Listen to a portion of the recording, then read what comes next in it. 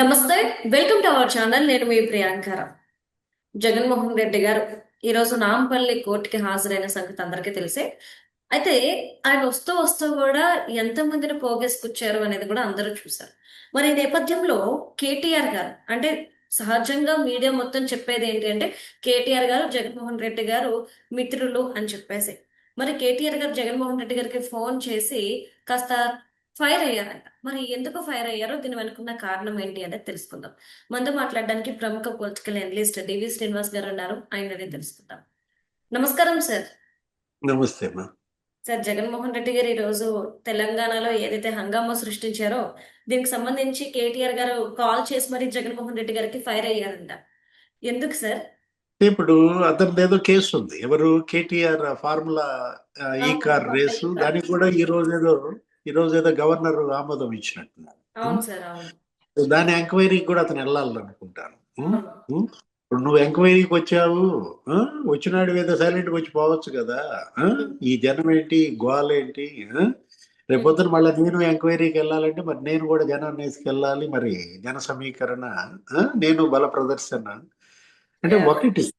ఇక్కడ మనం ఏంటి, నిజంగానే కేటీఆర్ సీరియస్ అయ్యాడా, ఫైర్ అయ్యాడా అని కాదు కానీ ఇప్పుడు అసలు బీఆర్ఎస్ పరిస్థితి ఏంటి, ఏది అసలు అతను జైలుకి వెళ్తాడా, బయట ఉంటాడా? అవును. కార్ రేసు దగ్గర దగ్గర అది ఒక 50 కోట్ల ఏమో మిస్ప్రిజం మొత్తం సాక్ష్యాలతో సహా మరి స్పష్టంగా పట్టుకున్నారంటున్నారు. ఆల్రెడీ అందులో పనిచేసినటువంటి ఆ కమిషనర్ జిహెచ్ఎంసి ఆయన ఏంటి అసలు అప్రూవర్గా మారాడని మొత్తం వాస్తవాలన్నీ వెల్లడించారని, ఆ కేసులో మరి కేటీఆర్ జైలుకి పంపే ధైర్యం రేవంత్ రెడ్డి ప్రభుత్వం చేస్తుందా? అసలే మన జూబ్లీ హిల్స్ ఎన్నిక, ఆ జూబ్లీ హిల్స్ ఎన్నికల్లో దగ్గర దగ్గర 15% ఓట్స్ పెరిగాయి. దేనికి? కాంగ్రెస్ పార్టీ. ఇప్పుడు ఒక 9% ఓట్ బ్యాంక్ వీళ్ళకి దెబ్బతింది.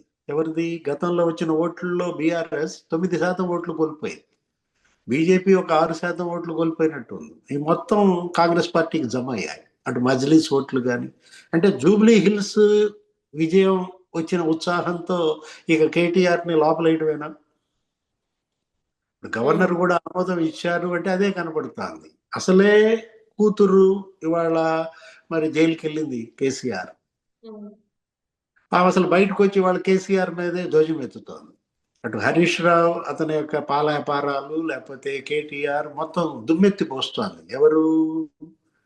మరి కవిత. ఇప్పుడు ఆ కవిత తలపోటు సరే, మరి కొడుకు కూడా జైలుకి వెళ్తే ఏంటి పరిస్థితి? అంటే హరీష్ రావుకి అది రెడ్ కార్పెట్. ఏది ఈ విధంగా అటు కవిత అటు పోయింది, ఇటు మరి కేటీఆర్ ఇటు పోతే మొత్తం బీఆర్ఎస్ అంతా హరీష్ రావుకి ఎంతకు వచ్చుద్దా?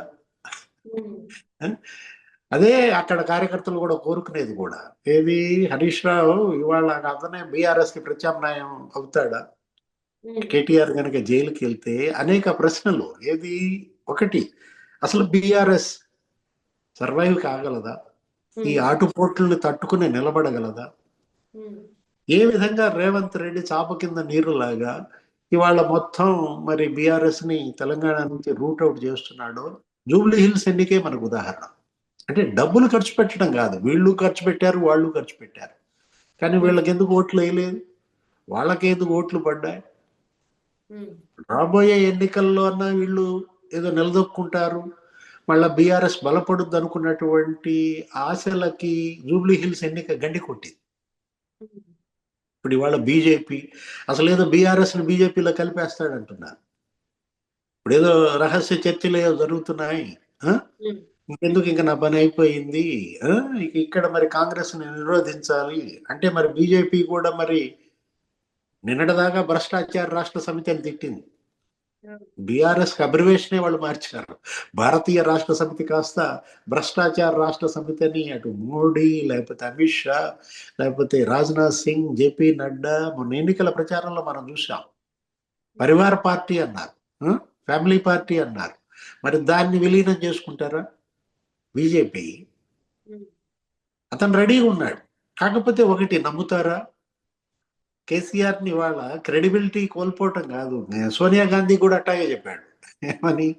మీరు కనుక తెలంగాణ ఇస్తే టిఆర్ఎస్ ని కలిపేస్తానన్నాడు. కలిపాడా?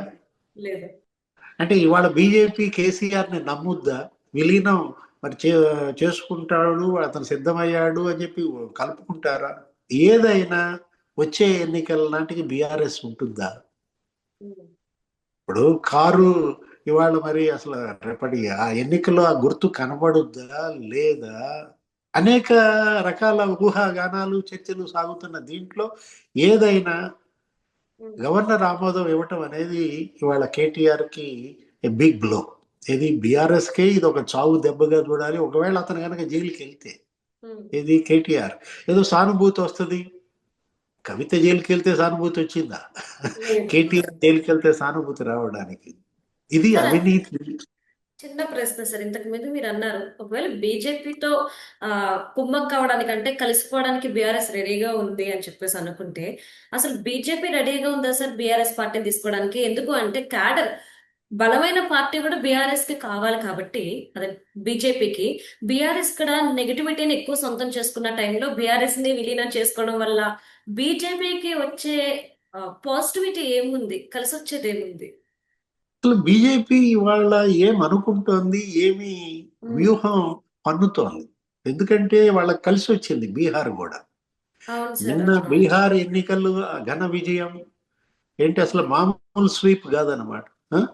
అసలు మరి ఊహించని విజయం అక్కడ వచ్చిన నేపథ్యంలో ఎన్డీఏ కూటమి ఇవాళ తెలంగాణ పట్ల వాళ్ళ యొక్క ఆలోచనలు ఎలా ఉన్నాయి? తెలంగాణలో ఎన్డీఏని బలోపేతం చేస్తారా? పవన్ కళ్యాణ్, చంద్రబాబు, బీజేపీ మరి అక్కడ ఎన్డీఏగా వచ్చి తెలంగాణలో బీజేపీ మరి అక్కడ ప్రత్యామ్నాయంగా ఆవిర్భవించగలదా? ఇప్పుడు గత పార్లమెంట్ ఎన్నికల్లో అద్భుత విజయం సాధించింది బీజేపీ. 8 ఎంపీ సీట్లు వచ్చాయి. మనం చూసాం గతంలో వాళ్ళకున్నది 8 అసెంబ్లీ సీట్లు. ఎక్కడ 8 ఎమ్మెల్యేలు, ఎక్కడ 8 ఎంపీలమ్మా? 8 ఎంపీ సీట్లు అంటే దగ్గర దగ్గర సగం తెలంగాణ బీజేపీ కిందకు వచ్చేసినట్లే. కాంగ్రెస్ 8, బీఆర్ఎస్ అసలు లేదు. అంతగా ప్రజలు మిమ్మల్ని పార్లమెంట్ ఎన్నికల్లో మరి ప్రాధాన్యత ఇస్తే ప్రజలు సిద్ధంగా ఉన్నారు. బీజేపీని గెలిపించడానికి జనం, తెలంగాణ ప్రజలు సిద్ధంగా ఉన్నారు. ఎందుకంటే వాళ్ళ ఆలోచనలు ఎలా ఉంటాయి? ఒకసారి కేసీఆర్కి ఇచ్చాం, ఆయన తెలంగాణ తెచ్చాడన్న ఆలోచనలో 2 సార్లు ఆయన గెలిపించాం. కానీ మొత్తం తెలంగాణని మడిచిపెట్టాడు, కుటుంబానికి దోచిపెట్టాడు. చెడ్డ పేరు, కూతురు జైలుకి వెళ్ళింది, మరి కొడుకు కూడా జైలుకి వెళ్ళడానికి రెడీగా ఉన్నాడు. ఇలాంటి పరిస్థితుల్లో మరి కాంగ్రెస్ ని గెలిపించాం, రేవంత్ రెడ్డిని సీఎం చేశాం, అతనికి ఇవ్వాల్సిన అవకాశం అతను ఇచ్చాం. తెలంగాణ ఆవిర్భావంలో మరి కేసీఆర్ పాత్ర ఎంత ఉందో సోనియా పాత్ర కూడా అంతే ఉంది కదా. ఇప్పుడు సోనియానే తెలంగాణ తల్లిగా మరి రేవంత్ రెడ్డి ప్రొజెక్ట్ చేశాడు కాబట్టి అతనికి అవకాశం ఇచ్చారు. ఇప్పుడు మరి అసలు చిన్నమ్మ ఆ రోజు సుష్మా స్వరాజ్ ఏమని, సోనియా మీకు పెద్దమ్మ అయితే నేను చిన్నమ్మనన్న. ఏమంది? బీజేపీ మద్దతు ఆ రోజు మరి తెలంగాణ ఆవిర్భావం వెనుక నన్ను కూడా చూడమని మరి బీజేపీ కోరిన నేపథ్యంలో ఇవాళ బీజేపీకి ఇవ్వడానికి జనం సిద్ధంగా ఉన్నారు. ఎందుకని? టిఆర్ఎస్ కి ఇచ్చారు, కాంగ్రెస్ కి ఇచ్చారు, నెక్స్ట్ వంతు బీజేపీ. కానీ క్యాచ్ చేసుకోవటానికి బీజేపీ పెద్దలు చేస్తున్న కృషి ఏంటి?